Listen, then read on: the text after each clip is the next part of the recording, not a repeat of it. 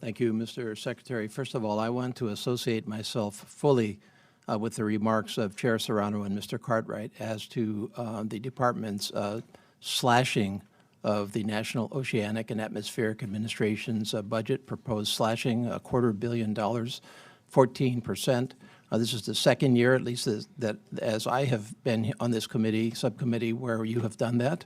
And I don't understand what appears to be an institutional antipathy towards research and development in our oceans and atmospheres. It doesn't make any sense to me. These are critical parts of our natural world that influence us and impact us in so many ways, whether they be scientific, economic, right across the board. And I'm going to leave it at that. I don't support them. I hope that this Congress again restores and increases that funding. That's critical, and I don't get the policy judgments that are going into that.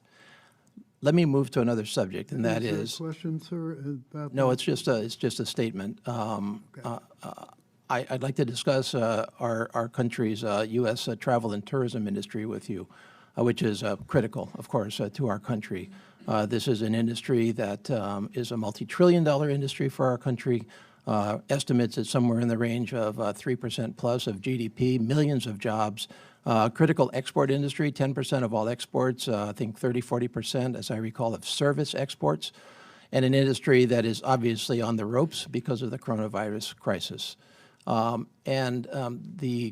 impact is especially severe in states such as my Hawaii, where it is the #1 industry, accounting for 1/4 plus of our economy directly and indirectly a lot more, many, many jobs, and that is true of many, many other states.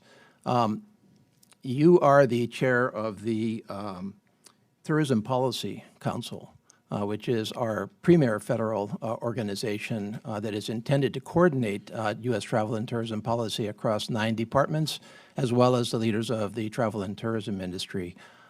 So you are at the epicenter of what the response is from our government to address the disproportionate impact of coronavirus on the travel and tourism industry.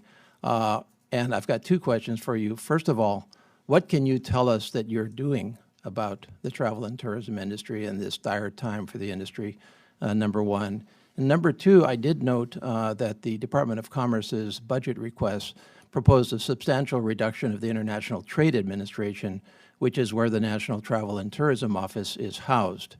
And my question is, would you reconsider that budget reduction as to the ITA in the context of the coronavirus, especially as it impacts the travel and tourism? And I'm going to add a 3rd question, which is relevant. Sorry about that.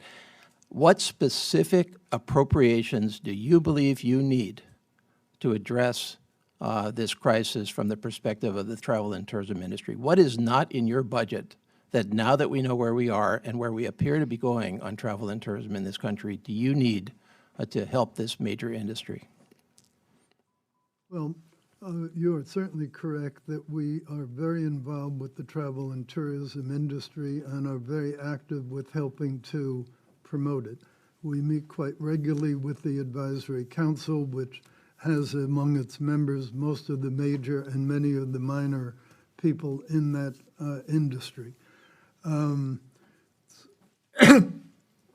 As to the coronavirus itself, first obligation of the administration is to protect the American public. Once that's been done, then we can deal with the differential impact on individual industries. The President gave at least some indications, I think it was last night, about some measures he's considering to try to mitigate the effects. Let's see what he comes up with. But we are very, very concerned to try to protect the economy as much as we can within the confines of not wanting to spread the disease. I agree very much with you, Mr. Secretary, that all of our first and foremost obligation is to protect our citizens and others. And I understand that protection is going to inherently impact the travel and tourism industry. However, I would also say to you, sir, that I don't believe that this should be a sequential process because the travel and tourism industry is being impacted right now as a result of the responses that we need to be taking. So I would suggest to you that the council should focus with a laser-sharp attention to what can be done to address the needs of this industry from an economic dislocation perspective now, rather than down the road. Surely.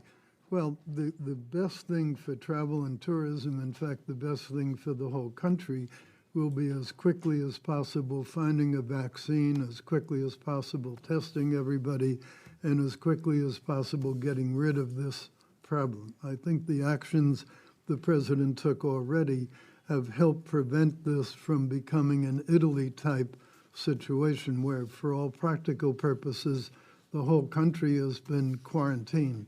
So I don't think it's quite correct, sir, to say that it's been sequential. I think the administration has tried very hard to be on top of the problem. As you know, they give daily briefings, and they try to put into perspective the magnitude of the problem relative to the hysteria that's been generated around it. So we're trying our best to be responsible, give people accurate information, but not unduly alarm them so that they take remedies that are not necessary and are not warranted. Thank you.